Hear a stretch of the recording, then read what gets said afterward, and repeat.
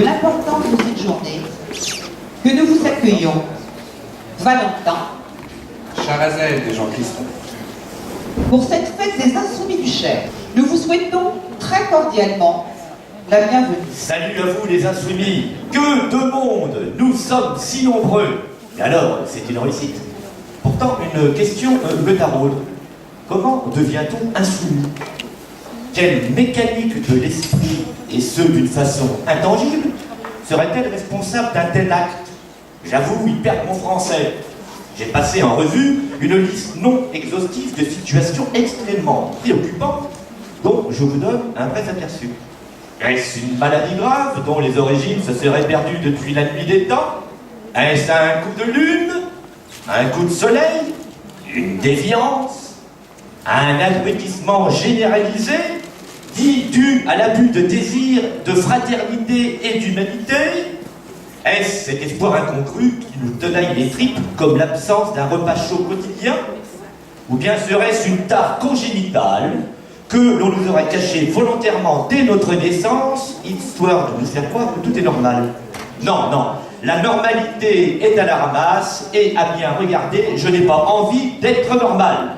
En ce qui me concerne, je préfère être libre. Insoumis, dites-vous. Insoumis, ça nous va bien. Des Insoumis, Frédéric, Renard, Jean-Marc Riffet. Bonjour à tous, je suis ravi parce que c'est la première fête des Insoumis du Cher. Et moi j'en suis sûr, ce sera absolument pas la dernière. Alors les Insoumis, qu'est-ce que c'est? Ben, comme dirait Jean-Luc Mélenchon, les Insoumis, c'est vous les gens, hein. Mais c'est surtout ceux qui refusent maintenant, qu'on leur dise que la crise est responsable de tout, de toutes les ignominies sociales qu'on peut subir. La crise, chacun sait ce que c'est un phénomène court. Là, une crise qui dure depuis 35 ans, ça s'appelle plus une crise, c'est un système. Je vais passer maintenant la parole à mon camarade insoumis. Bonjour à tous. Alors moi je suis un insoumis, effectivement. Un insoumis, ça ne sait pas parler avec un micro. Jean-Christophe a dit beaucoup de choses tout à l'heure. Un insoumis, c'est un indigné, c'est un ou une, quelqu'un qui se révolte sur les aberrations de notre société, sur tout ce qu'on voit d'illogique, de peu rationnel. En plus, il y a toujours des solutions, c'est-à-dire avec l'esprit critique qu'on a, on trouve une solution qui est peu adaptée ou peu adaptable. Alors, à un moment, il faut agir. Il ne suffit pas de crier de son canapé, devant son ordi, devant sa télé, il faut un peu faire quelque chose, rentrer dans l'action. Alors moi, je suis rentré dans l'action au mois de juin. J'ai rallié la France Insoumise, comme pas mal d'entre vous, quand Jean-Luc Mélenchon a fait son meeting à Stalingrad le 5 juin, où il y avait 15 000 personnes, je vous le rappelle quand même. Oui, sans compter ceux qui ont pu assister. Voilà, j'ai rallié la France Insoumise, justement pour rentrer dans l'action. On a démarré à 200 groupes d'appui avant l'été, on en est 1300 groupes d'appui. Ça représente en France 147 000 insoumis, c'est-à-dire des gens qui soutiennent, qui ont signé, qui ont donné leur nom, leur adresse mail à la France Insoumise. C'est énorme. Pour faire un comparatif, un parti politique français possède environ 60 000 adhérents, quelque chose comme ça, enfin une moyenne entre 50 000 et 80 000. Nous, on est 147 000. Ça prend une ampleur phénoménale. Oui, alors je vais être beaucoup plus concis que mes camarades. La règle du maximum de profit pour un minimum de gens en un minimum de temps, je la refuse parce qu'elle fait des dégâts considérables. Et comme mes camarades, j'ai décidé de passer à l'action, c'est-à-dire de cesser de bavarder tout seul devant ma télé et de me mettre au service des gens. Merci à tous. Déjà, merci aux organisateurs de m'avoir convié à cette rencontre. Et puis, merci pour cette belle organisation. Je trouve que la salle est absolument magnifique. C'est un beau moment. Et on est nombreux en plus, donc je pense que ça va être un débat intéressant. Alors, je vous explique un peu, parce que j'ai déjà eu l'occasion de faire des rencontres sur la 6ème République. Et en réalité, réalité, ce qui me semble intéressant, c'est je peux vous parler un peu de quel projet ça implique, d'où nous allons avec cette idée-là, introduire en fait le propos. Mais ensuite, ce que j'aimerais bien, c'est que pendant 20-25 minutes, en fait, on fasse les 20 minutes pour introduire un peu le sujet. Les élections qui ont eu lieu aux États-Unis cette semaine ont montré non pas une victoire des républicains, non pas une sorte d'élan massif du peuple américain pour Donald Trump, mais une démobilisation énorme des classes populaires qui avant votaient généralement, avaient voté Barack Obama par exemple il y a 5 ans, il y a 4 ans. Donc, premier enseignement, les démocrates ont réussi à perdre 10 millions de voix en 4 ans. Et pourquoi cela? Parce qu'ils ont nié absolument la réalité vécue par les milieux populaires aux États-Unis. Ils n'ont pas pris cela en considération et la candidate qui les représentait était l'incarnation même de l'oligarchie qu'il faut combattre là-bas et que nous devons combattre ici. C'est pourquoi Bernie Sanders, qui auparavant était le candidat qui montait dans la primaire démocrate, aurait été de loin un bien meilleur candidat pour faire face à Donald Trump. Parce qu'en réalité, lui, contrairement à Hillary Clinton, parlait au peuple.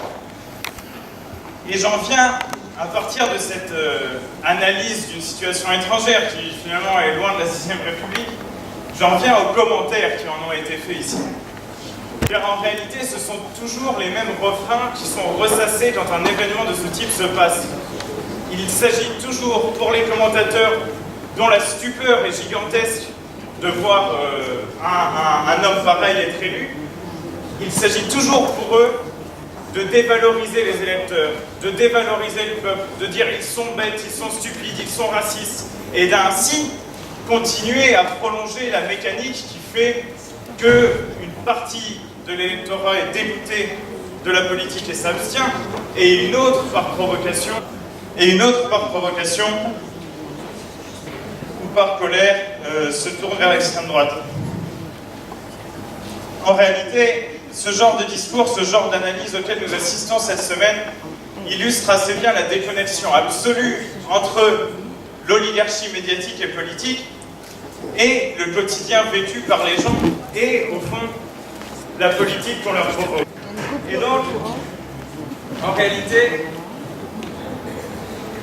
il faut voir que la situation à laquelle les États-Unis font face, sans la calquer de manière absolue avec la situation française, est tout de même significative, car elle révèle les mêmes mots, et les mêmes mots qui ont les mêmes origines. Et ces origines, dans le discours qui nous est tenu de manière permanente, c'est l'infantilisation du peuple.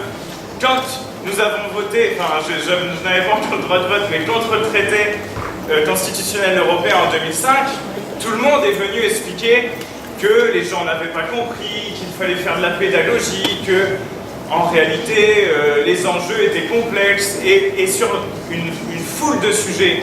Vous avez vu aussi le Brexit cette année. Sur une foule de sujets, à chaque fois que l'oligarchie est déstabilisée, et elle l'est dans le cas de Trump du mauvais côté, mais elle l'est quand même, et à chaque fois, elle se braque et se tourne contre le peuple en le prenant comme un enfant, en lui disant « Vilain, tu n'as pas bien voté, maintenant nous allons t'apprendre comment il aurait fallu faire. » C'est donc une incompréhension du dégoût profond que les gens ressentent pour le milieu politique. Et je crois que la campagne que mène Jean-Luc Mélenchon, la campagne insoumise, qui est une campagne large, qui vise à créer un mouvement ample et ouvert, cette campagne permet précisément de renouer avec ce que la gauche n'aurait jamais dû perdre, le sens de son alliance avec le peuple, le sens de la défense des intérêts du peuple. Car si nous ne faisons pas ça, nous perdons aussi la démocratie. Il n'y a pas de peuple sans démocratie. Et il n'y a pas de démocratie, en réalité, sans populisme. C'est donc une stratégie assumée que la nôtre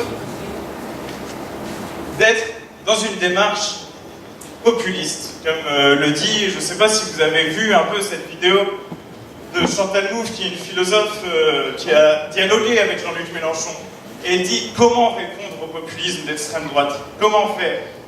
Eh bien, en réalité, il faut un populisme de gauche, car quand l'extrême droite prétend défendre les intérêts des travailleurs, des ouvriers, ce que nous savons être un mensonge odieux, mais ça marche tout de même assez bien, eh bien nous devons dire que non seulement nous défendons ces intérêts de manière réelle, mais qu'en plus nous sommes antiracistes, qu'en plus nous sommes féministes, qu'en plus nous défendons le droit de la communauté LGBT. Par exemple, c'est-à-dire qu'il faut lier l'ensemble de ces questions.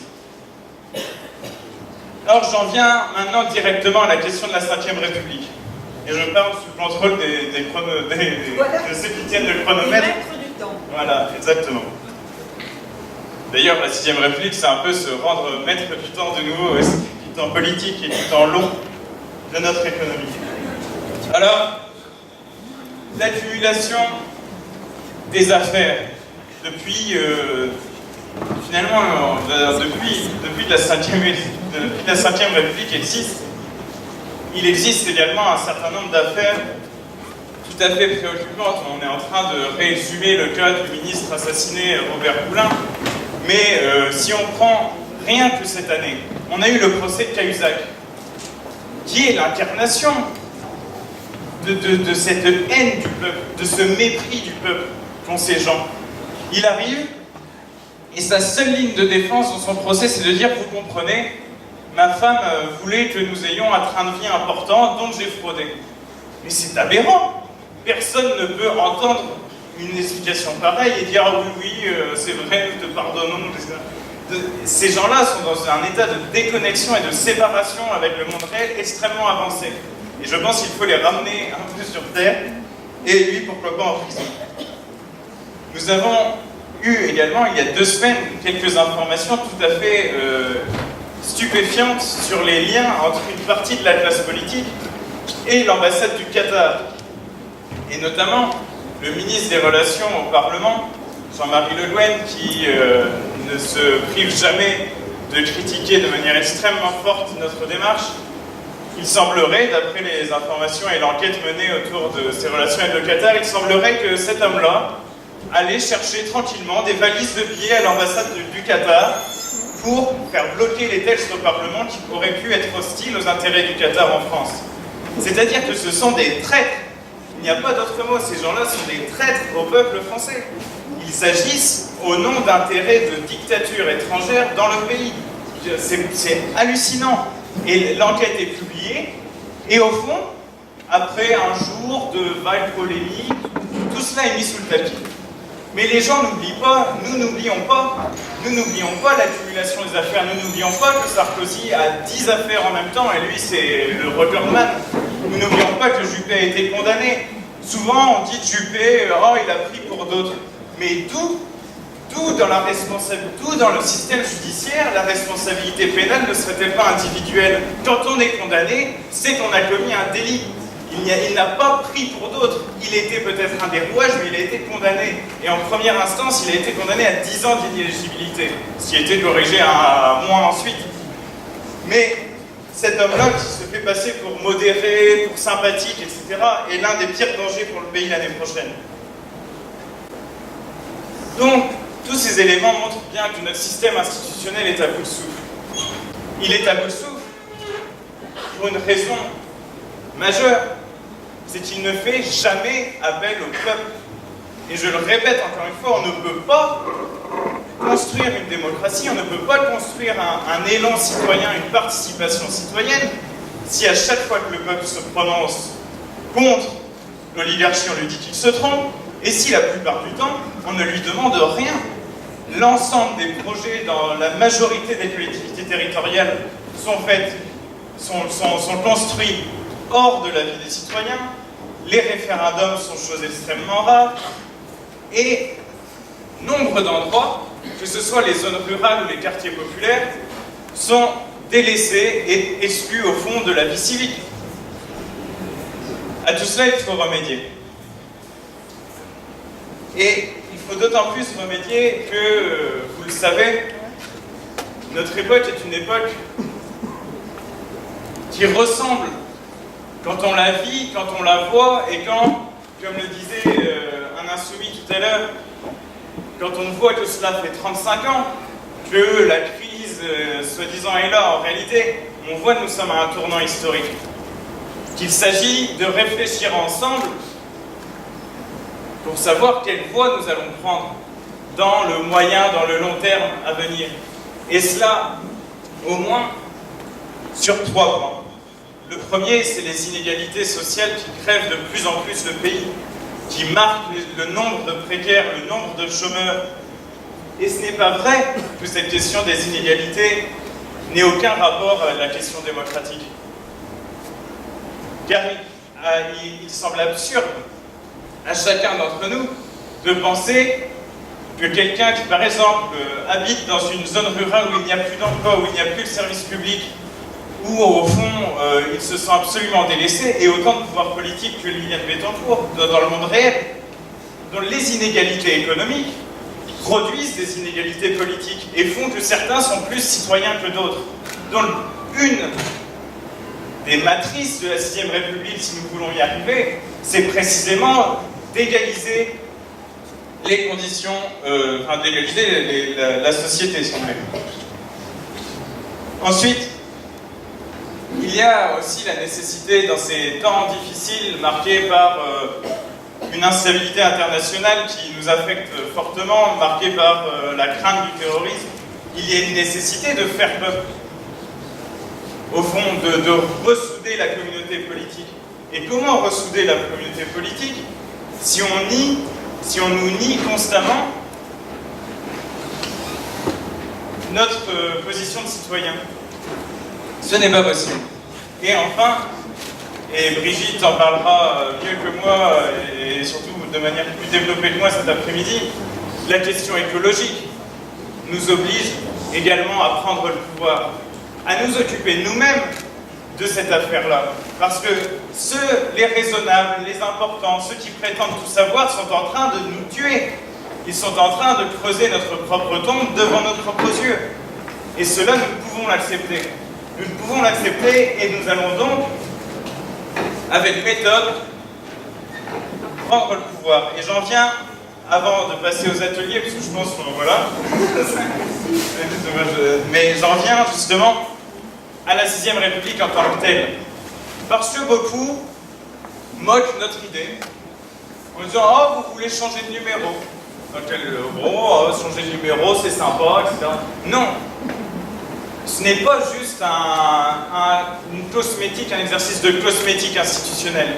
Nous n'allons pas faire comme le général de Gaulle et son équipe et puis ramener une constitution toute écrite et dire « Ah ben voilà, nous sommes les meilleurs, nous avons compris comment ça fonctionne et voilà la constitution que nous donnons depuis notre grâce au peuple français. » C'est la conception qui a présidé à la naissance de la 5e République, c'est également la conception d'Arnaud Montebourg de la 6e République. Ils pensent qu'en s'entourant de gentils constitutionnalistes, ils vont arriver à produire un régime idéal. Mais moi, je ne crois pas au rôle plus important des intellectuels que de n'importe qui dans la société. Nous sommes tous citoyens, nous avons tous la légitimité à nous exprimer, à décider, à réfléchir. Et c'est cela le processus constituant. Quand on convoque la constituante, c'est tout le pays qui doit se mettre en marche, qui doit organiser des comités constituants avec droit de pétition à l'Assemblée constituante pour que tous nous décidions de refonder la communauté politique avec des nouvelles règles et des nouveaux droits.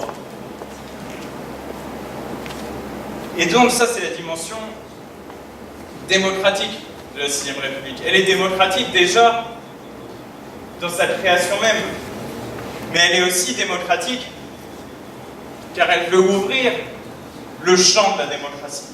Comment cela se fait-il que lorsqu'on passe 35-40 heures dans un lieu de travail, on n'y ait aucun pouvoir? Qu'en réalité, on ne choisit rien sur ces conditions de travail, rien sur les heures, rien sur les salaires. Ce n'est pas normal. Il y a là une tyrannie invraisemblable et les gens souffrent au travail, souffrent en plus de n'avoir aucun mot à dire. Et que si on dit un mot, on se fait virer. Si on dit un mot, on se fait changer de poste et du coup, on a des conditions de travail plus difficiles. C'est cela aussi de penser la 6e République, c'est de penser comment démocratiser la sphère économique qui est une sphère où nous passons tout de même une partie considérable de notre temps. Enfin,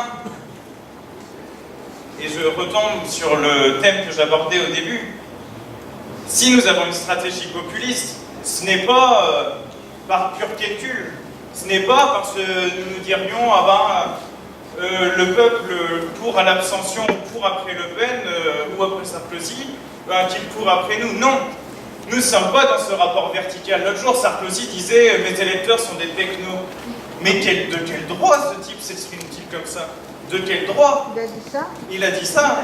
Il a dit ça en off, évidemment. Il n'a pas fait ça dans un discours, mais il l'a dit. Et c'est révélateur. Et Le Pen pense pareil. Et tous ces gens-là pensent pareil. Alors que nous disons non, nous sommes tous du peuple et c'est nous, en tant que peuple, qui allons changer la situation.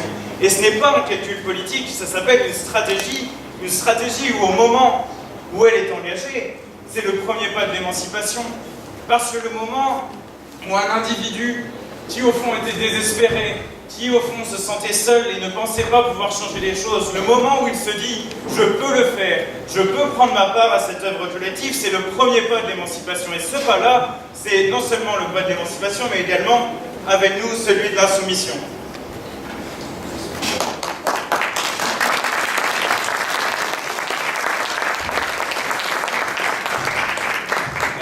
On va passer, ça c'est la bonne stratégie, c'est comme en mai 68. En mai 68, quand les orateurs étaient trop longs, tout le monde commençait à applaudir. Alors je vous propose qu'on passe à des petits ateliers. Il n'y aura pas de l'envoyer. C'est mature, là.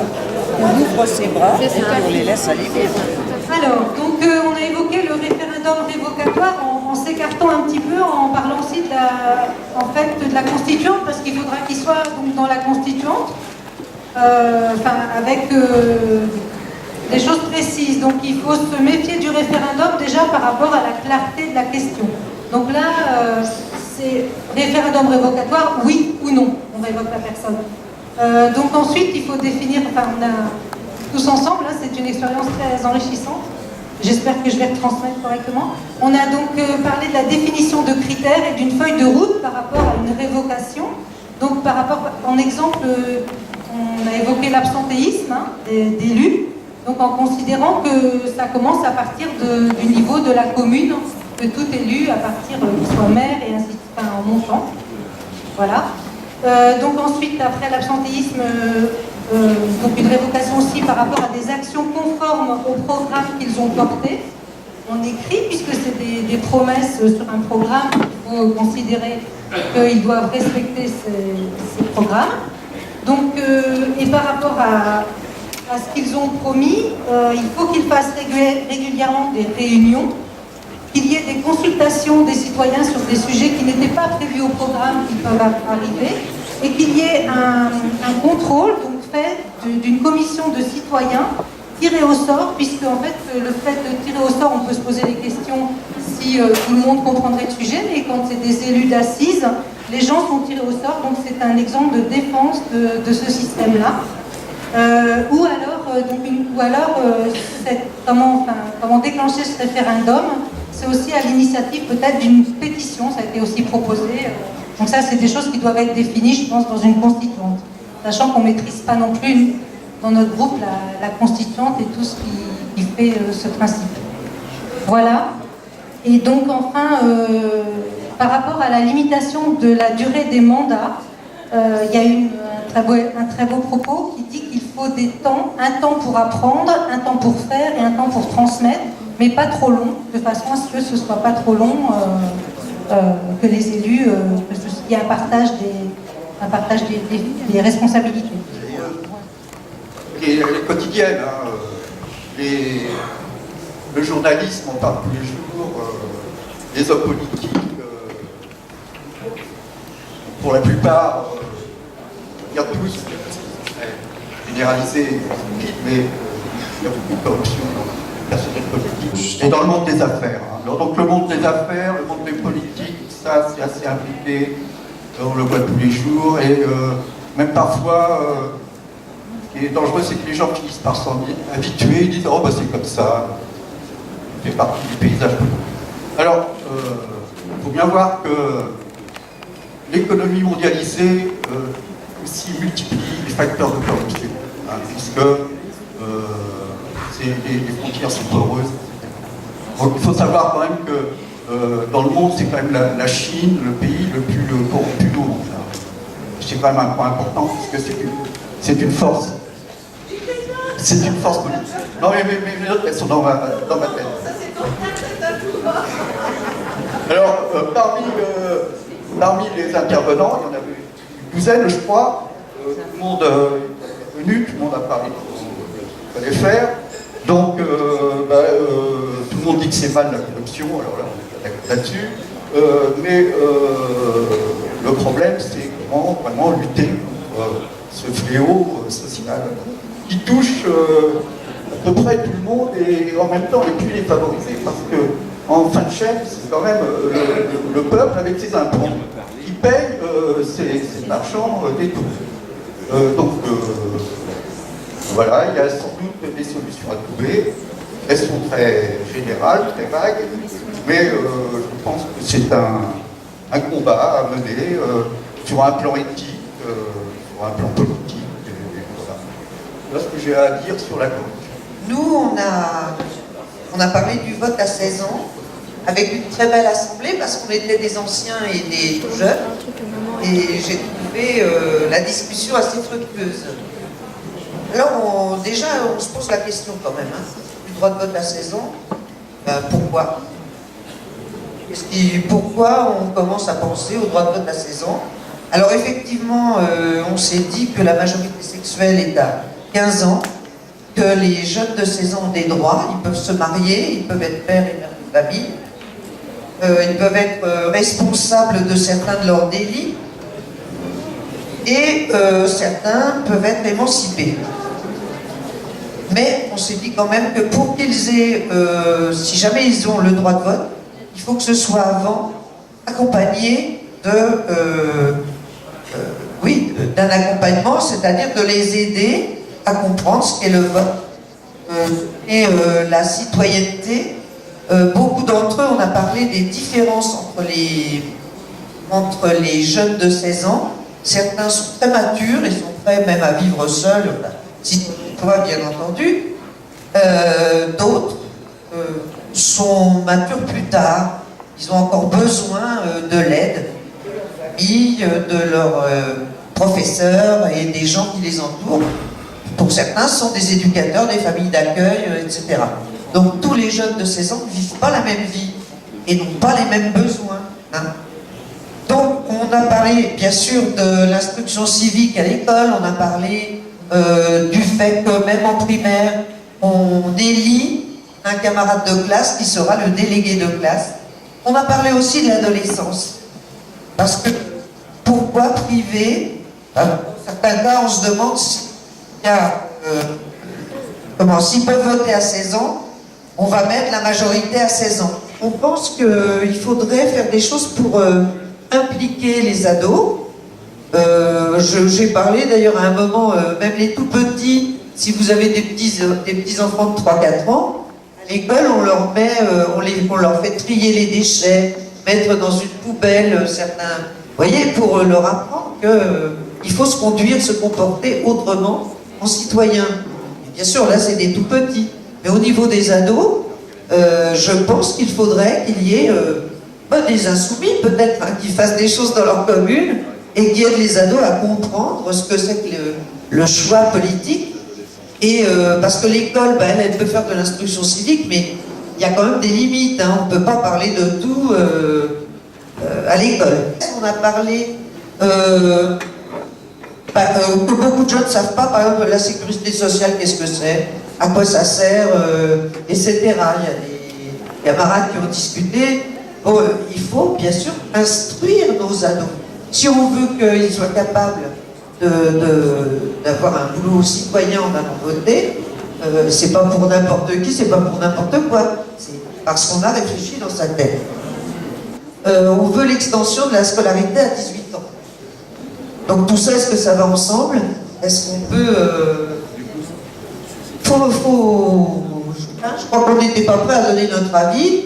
Même les jeunes de 16 ans, d'ailleurs, qui étaient avec nous, hein, on était tous ensemble. On est un peu interrogatifs. Voilà. Puis on a parlé surtout, les 16 ans, ils disent qu'ils ne demandent pas le droit de vote, forcément. Une jeune fille a dit une chose importante, c'est qu'elle était plus mature quand elle a quitté sa famille, après ses études. Bon. Et ça c'est vrai que, à mon avis, quand on est obligé de se dépatouiller tout seul dans la vie, ça donne un peu de la réflexion. Nous avons le groupe Mozambique qui est en train de se mettre en place et qui va nous offrir un petit moment de détente. Merci à eux.